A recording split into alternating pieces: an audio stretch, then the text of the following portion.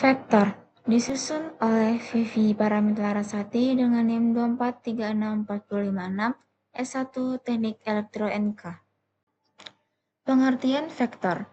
Vektor adalah besaran yang memiliki besar atau magnitudo dan arah. Hal ini membedakan vektor dari skalar yang hanya memiliki nilai tanpa arah.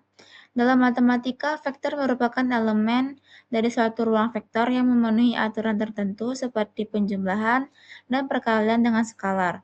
Dalam bidang fisika dan teknik elektro, vektor yang digunakan untuk merepresentasikan besaran yang arah dan orientasinya memengaruhi hasil analisis seperti medan listrik, medan magnet, gaya, dan kecepatan. Jenis-jenis vektor. Pertama itu ada vektor posisi. Vektor posisi adalah vektor yang titik pangkalnya berada di titik asal dan titik ujungnya berada pada suatu titik tertentu di ruang.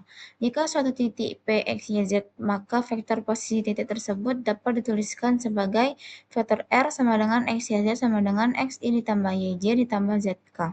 Vektor posisi digunakan untuk menyatakan kedudukan suatu titik terhadap titik acuan. Yang kedua, vektor satuan. Vektor satuan adalah vektor yang memiliki panjang atau nama besar 1. Vektor ini digunakan untuk menunjukkan arah suatu vektor tanpa memperhatikan besarnya vektor satuan pada sistem koordinat kartesius adalah I, J, dan K yang masing-masing menunjuk arah sumbu X, Y, dan Z.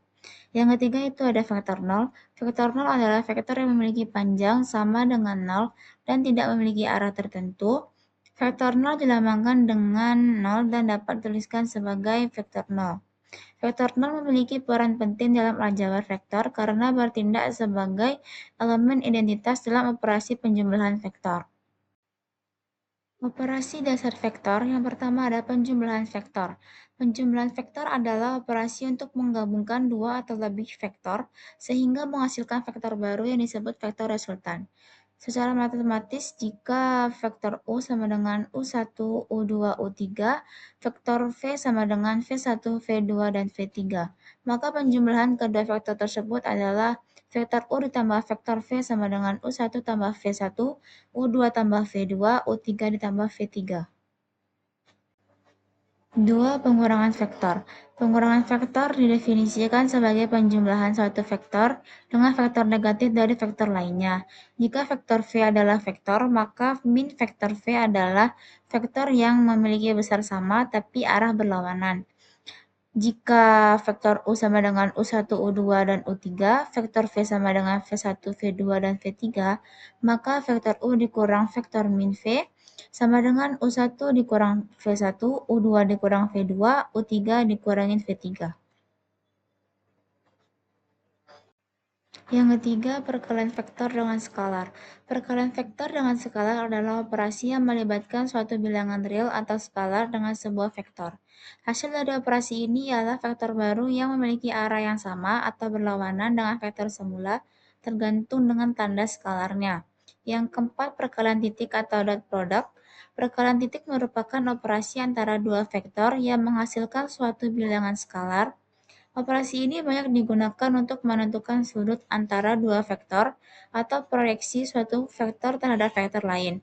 Secara matematis, perkalian titik ini didefinisikan sebagai vektor U dikalikan vektor V sama dengan vektor U vektor V cos theta. Yang kelima, perkalian silang atau cross product.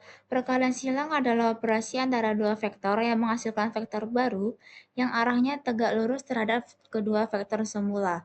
Arah vektor hasil ditentukan dengan kaidah tangan kanan. Besar vektor hasil perkalian dapat didefinisikan sebagai berikut dan dalam bentuk determinan juga ada. Penerapan konsep vektor. Yang pertama itu adalah analisis medan listrik. Medan listrik merupakan besaran vektor yang menyatakan gaya listrik per satuan muatan. Medan listrik di suatu titik dinyatakan dengan vektor yang memiliki besar dan arah. Kemudian yang kedua ada analisis medan magnet. Medan magnet merupakan besaran vektor yang dilambangkan dengan rumus tersebut. Kemudian medan magnet dihasilkan oleh arus listrik atau muatan yang bergerak. Yang ketiga, perhitungan gaya Lorentz. Gaya Lorentz adalah gaya yang bekerja pada muatan listrik yang berada dalam medan listrik dan medan magnet. Gaya ini dinyatakan sebagai vektor tersebut. Yang keempat, analisis arus dan tegangan AC menggunakan pasor. Pada sistem arus bola-balik atau AC, arus dan tegangan memiliki besar dan sudut fasa, sehingga direpresentasikan dalam bentuk vektor atau pasor. Tegangan AC dalam bentuk pasor dituliskan sebagai berikut. Yang kelima, analisis sistem transmisi tenaga listrik. Dalam sistem transmisi tenaga listrik, vektor digunakan untuk menganalisis hubungan fasa antara tegangan dan arus serta aliran daya. Daya kompleks dalam sistem AC dinyatakan sebagai S sama dengan P ditambah JQ. Contoh soal yang pertama itu penentuan medan listrik menggunakan vektor posisi dengan permasalahan dan penyelesaiannya sebagai berikut. Yang kedua yaitu perkalian vektor dengan skalar pada arus listrik dengan permasalahan dan penyelesaiannya sebagai berikut.